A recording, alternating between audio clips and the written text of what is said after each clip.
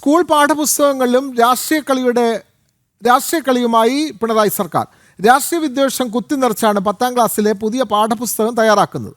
Resort രാഷ്ട്രീയവും electoral ബോണ്ടിൽ കോടതി വിധിയും 10ാം ക്ലാസ്സുകാരെ പഠിപ്പിക്കാനാണ് സർക്കാർ നീക്കം.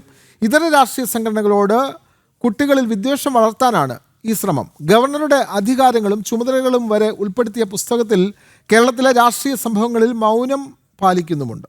ജനം ബ്രേക്കിംഗ്. 2, 4, 6, 8, 10 ക്ലാസുകളിലെ 95 ടൈറ്റിൽ പുസ്തകങ്ങൾക്ക് പൊതുവിദ്യാഭ്യാസവും തൊഴിലും വകുപ്പ് മന്ത്രി വി ശിവൻകുട്ടിയുടെ അധ്യക്ഷതയിൽ ചേർന്ന 58ാം കരിക്കുലം കമ്മിറ്റി അംഗീകാരം നൽകിയത് കഴിഞ്ഞ ദിവസം. 10ാം ക്ലാസ്സിലെ സാമൂഹ്യശാസ്ത്രം 2ാം വാല്യം പാഠപുസ്തകത്തിലെ ജനാധിപത്യം ഒരു ഇന്ത്യൻ അനുഭവം എന്ന അധ്യായത്തിലാണ് ഇലക്ട്രൽ ബോണ്ട് റദ്ദാക്കിയ സുപ്രീം കോടതി വിധി, റിസോർട്ട് പൊളിറ്റിക്സ് എന്നിവ ഉൾപ്പെടുത്തിയത്. തെരഞ്ഞെടുപ്പ് കാലത്ത് മാത്രം ചർച്ചയാകുന്ന ആരോപണങ്ങളും രാഷ്ട്രീയ നീക്കങ്ങളും പോലും സാമൂഹ്യശാസ്ത്ര പുസ്തകത്തിൽ ഉൾപ്പെടുത്തിയത് ഇതര രാഷ്ട്രീയ സംഘടനകളോട് കുട്ടികളിൽ വിദ്വേഷം വളർത്താനെന്ന് വ്യക്തം.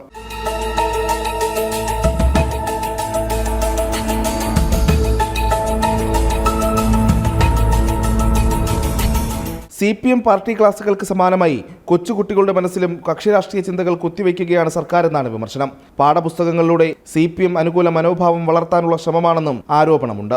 ഗവർണറുടെ അധികാരങ്ങളും ചുമതലകളും വരെ ഉൾപ്പെടുത്തിയ പാഠപുസ്തകത്തിൽ പക്ഷേ കേരളത്തിലെ രാഷ്ട്രീയ സംഭവ വികാസങ്ങളെക്കുറിച്ച് സർക്കാരിന് മൗനം മാത്രം. ദൈനംദിന രാഷ്ട്രീയ സംഭവങ്ങൾ സ്കൂളുകളിൽ പഠിപ്പിക്കുകയാണെങ്കിൽ കേരളത്തിലെ TP കൊലപാതകമടക്കമുള്ള കൊലപാതക രാഷ്ട്രീയവും ഭീകരവാദത്തിന്റെ വളർച്ചയും പോപ്പുലർ ഫ്രണ്ടിന്റെ നിരോധനവും പഠിപ്പിക്കേണ്ടേ എന്നും ചോദ്യങ്ങൾ ഉയരുന്നു. പ്രജിത് മോഹനൻ, ജനം, തിരുവനന്തപുരം.